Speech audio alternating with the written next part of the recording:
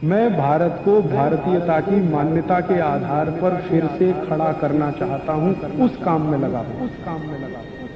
सवेरे से शाम तक आपका दिन कैसे बीतना चाहिए, ये पूरा का पूरा आपके आचार में आता है। दिनचर्या, दिन को कैसे बिताना, ऋतुचर्या, ऋतु माने जो मौसम बदलते हैं उसमें आपका आचरण कैसा होना चाहिए। अभी एक खास तरह का मौसम आ गया बारिश का, तो उस समय आचरण कैसा होना। बहुत ठंडी का मौसम आ गया तो आचरण कैसा होना, और बहुत गर्मी का मौसम आ गया तो आचरण कैसा होना। तो ऋतु के आधार पर सबसे मुख्य आधार है ऋतु, तो ऋतुचर्या उसको कहा गया। और दिन सवेरे से शाम तक, तो सवेरे से शाम तक और ऋतु के आधार पर अगर आप अपना जीवन चलाना शुरू करें तो आप भारतीयता में वापस आ जाएंगे। अब आप बोलेंगे इसके बारे में कुछ माहिती है क्या? हाँ है, छोटी छोटी माहिती है, छोटी छोटी बातें हैं जिनको आप ध्यान रखते हैं। सबसे बड़ी बात यह है कि आप समशीतोष्ण जलवायु में रहते हैं तो शरीर भी समशीतोष्ण रहे। समशीतोष्ण हर जगह सम में रहे शरीर। आयुर्वेद में भी ये कहते हैं कि वात पित्त कफ तीनों सम में रहे। भारतीय लोगों के लिए ये अत्यंत आवश्यक है। तो शरीर की कोई भी अवस्था सम से ना जाए, माने ज्यादा सोए नहीं एक, क्योंकि सम टूटेगा, ज्यादा जगह भी नहीं, उसमें भी सम टूटेगा। तो जगना और सोना दोनों संतुलित नियमित है। तो शास्त्रों के आधार पर भारत के लिए जगने और सोने की जो अवधि तय की गई है वो दो तरह से तय की गई है। एक तो ऐसे लोग जो शरीर श्रम बहुत करते हैं, और एक तो ऐसे लोग जिनका शरीर श्रम कम है। तो जो शरीर श्रम ज्यादा करते हैं उनके लिए सोना कम से कम 8 घंटे और जगना 16 घंटे। सोना 8 घंटे, जगना 16 घंटे। शरीर श्रम करने वालों को स्पष्ट निर्देश है भारतीय शास्त्रों में कि जिंदगी का 1/3 हिस्सा उनको सोना ही पड़ेगा शरीर को सम रखने के लिए। लेकिन जो शरीर श्रम ज्यादा नहीं करते उनके लिए सोने का है 6 घंटे और जगना है 18 घंटे। अब आप देख लीजिए आप किस कैटेगरी में आते हैं।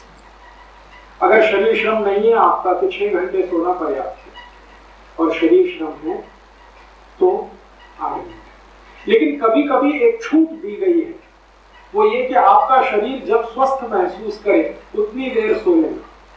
ये तीसरी एक कैटेगरी बनेगी, लेकिन ये सभी के लिए नहीं है। जब आप कोई बीमारी की स्थिति में हैं, कोई रोग की स्थिति में हैं, तो जब तक आपका शरीर स्वस्थ महसूस ना करे तब तक सोएं, और जब स्वस्थ महसूस करे तो जगें। वो बीमारी की स्थिति है तीसरी वाली। स्वस्थ होने की स्थिति 8 और 6 घंटे की, श्रम करने वालों को 8, नहीं श्रम करने वालों को 6। और बीमारी की स्थिति में जब तक आप सोएं और महसूस करें स्वस्थ, वहां तक तो 10 घंटे भी हो सकता है, 12 घंटे भी हो सकता है। ठीक है। हमारे भारतीय शास्त्रों में एक स्पेशल कैटेगरी है, अलग से लिखा गया है बच्चों के लिए। बच्चे होते हैं 1 साल की उम्र तक के बच्चों को 18 घंटे सोना, 3 साल तक की उम्र वालों को 16 घंटे, 5 साल तक की उम्र वालों को 14 घंटे, और उससे आगे 7-8 साल के हो जाएं तो 12 घंटे, फिर 10 साल के हो जाएं तो 8 से 10 घंटे। जैसे ही वो 12 साल क्रॉस करें तो 8 घंटे। जो शरीर श्रम वाले हैं उसी कैटेगरी में आ जाए। और 15 साल की उम्र का लड़का या लड़की माना जाता है कि वो मनुष्य होने की स्थिति में है, तो फिर वही श्रम वाला अगर मानसिक श्रम करता है तो 6 घंटे, शरीर श्रम करता है तो 8 घंटे। तो आप इस फॉर्मूले को अपने जीवन में हमेशा ध्यान। ठीक है, तो सोना जगना हुआ। अब इसमें थोड़ा आगे आचार, सोना जगना।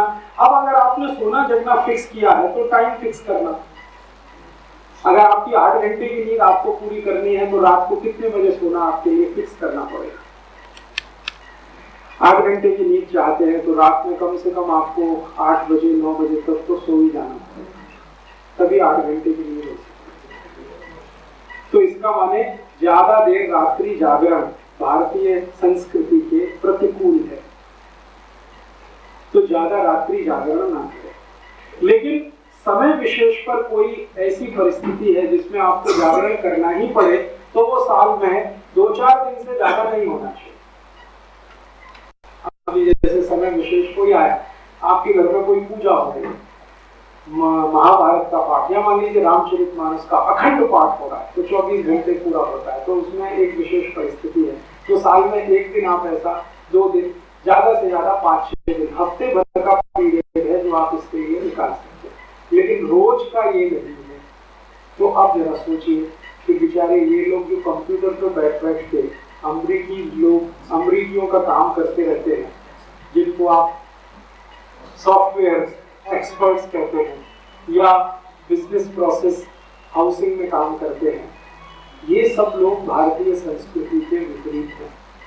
रात को सोते हैं, रात को जगते हैं, दिन को सोते हैं, और इसी का दुष्परिणाम है 35-40 की उम्र तक आते आते किसी को दमा, किसी को अस्थमा, किसी को हार्ट अटैक, किसी को डायबिटीज, किसी को नपुंसकता, ये सबसे ज्यादा बढ़ गई। मैं होम्योपैथी का डॉक्टर भी हूँ और निःशुल्क प्रैक्टिस करता हूँ सेवा के, तो मेरे पास मैक्सिमम केसेस आते हैं, मैं आपको बता रहा हूँ, ऐसे डॉक्टर बताना नहीं चाहिए, वो नपुंसकता क्या, और मैक्सिमम कैटेगरी जो है वो इन्हीं लोगों की है जो सॉफ्टवेयर में, बिजनेस प्रोसेस हाउस में और आउटसोर्सिंग के काम में रहते हैं। पति और पत्नी दोनों में, पत्नी 35 साल की है, पति 40 साल का है, 10 साल शादी हो गई, बच्चे नहीं हो रहे, और वो कहते हैं जी राजी भाई, वो धीमे से बोलते हैं कोई ऐसी दवा बताओ कि अपनी पत्नी को संतुष्ट कर सके। तो मैं उनको मजाक करता हूँ कि यार तुमने पुराने राजा महाराजाओं की कहानियां नहीं पढ़ी? कहते क्या कहानी? मैंने कहा एक राजा के पास 100 रानी होती थी, कैसे संतुष्ट करता था, तुम एक को नहीं करता। तभी वो परेशान हो। मैंने तो सोचो तो सही कि एक राजा के पास 100 रानी को संतुष्ट तो करता होगा, नहीं तो भाग जाएंगी कि नहीं, कैसे रहेंगी उसके पास, और तुम एक को नहीं संतुष्ट कर पा रहे, तो तुम्हारे जीवन शैली में और राजा के जीवन शैली में क्या अंतर आया, जरा देखो।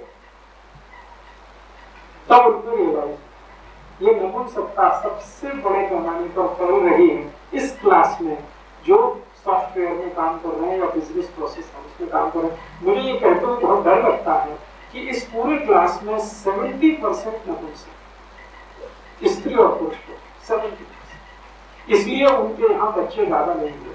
आपको ऐसा लगता है कि वो बच्चे करना नहीं चाहते, हो ही नहीं रहे, करना नहीं चाहते वो बात अलग, हो ही नहीं रहे,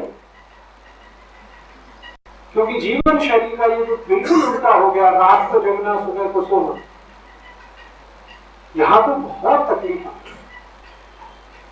तो भारतीयता में अगर रात को आप सोते नहीं और दिन में आपको सोना 4 से 5 के बीच में, कोशिश करिए अगर इसको फॉलो करें।